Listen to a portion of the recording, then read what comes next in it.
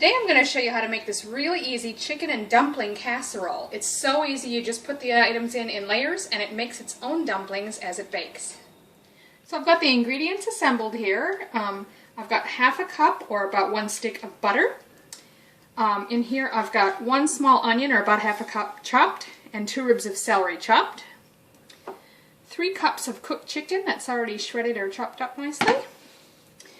I've got 1 cup of self-rising flour, and it does have to be the self-rising kind.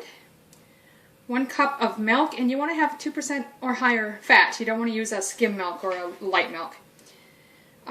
Then we've got 2 cups of chicken broth, 1 can cream of chicken soup, undiluted, and salt and pepper to taste. Now again, our cans of chicken soup in Australia are a bit bigger than the ones in the States. You're looking for the 10.75 ounce can in the States. This one's actually a 420 gram can, but it should work. We'll start by preheating the oven. You want about 350 Fahrenheit or about 180 Celsius.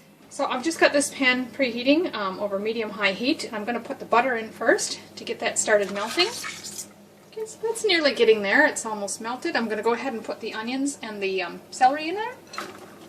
And we're going to want to fry these over, say, a medium-high heat, 8 to 10 minutes or so until they soften. It's been just about 8 minutes or so, and it's softening up nicely and getting a little golden brown, so I'm going to take those off. Okay, so this dish is going to be assembled in layers in a rectangular baking dish, like about a 9 by 12 or whatever you've got close to that. I've already lightly sprayed this with nonstick cooking spray. The first step we're going to do is put the veggies in the bottom and spread them out.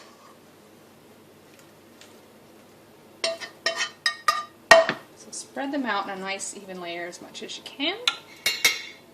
Okay, the next layer is going to be the chicken. So you're just going to sprinkle this over the top, and again try and divide it evenly across the pan. If you need bigger chunks, just break them up a little.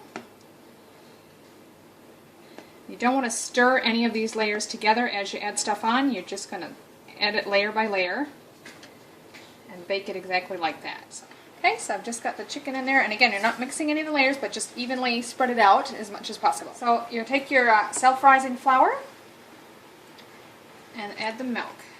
Mix that together. Don't over mix it too much, but you don't want to have too many big dry lumps in it either. It's pretty good. You're going to have some smaller lumps, and that's fine. So we'll just take that flour mixture, and you're going to pour that evenly over the chicken, as much as possible. You're not going to mix this in or smooth it out or anything like that. You just want to pour it. Okay, so you can use another small bowl or rinse out the bowl you had and use it. I'm just going to use this. You're going to mix together your chicken broth, which we have 2 cups, and a can of soup.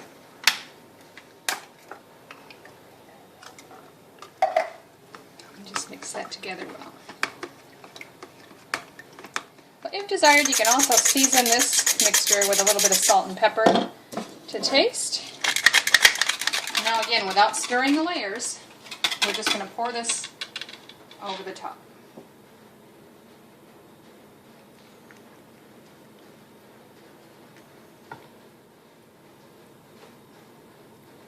Obviously it's going to mix in a little bit just from the pouring mixture, but you're not going to try to do it gently so that it doesn't mix any more than necessary. And now we're just going to pop this in the oven. Set your timer for about 40 to 45 minutes. Keep an eye on it though, check it at about 35, especially if you have a fan forced oven like I do. Now this has been actually just under 40 minutes, but I do have a fan forced oven. I checked it at 35 minutes. It looks pretty golden and bubbly to me, so I'm going to turn that off. You can see it's very bubbly, so I'm going to give it a few minutes to sit anyway before we try digging into it. But I just want you to have a look. You can see the lumps of dumpling here and there that created automatically. Okay, so this has settled down a little bit and I'm ready to serve it up. Just going to loosen it from the edges. And there you go. Like I said, you can see there's little bits of dumpling mixed in with it. Give it a try, it's really tasty.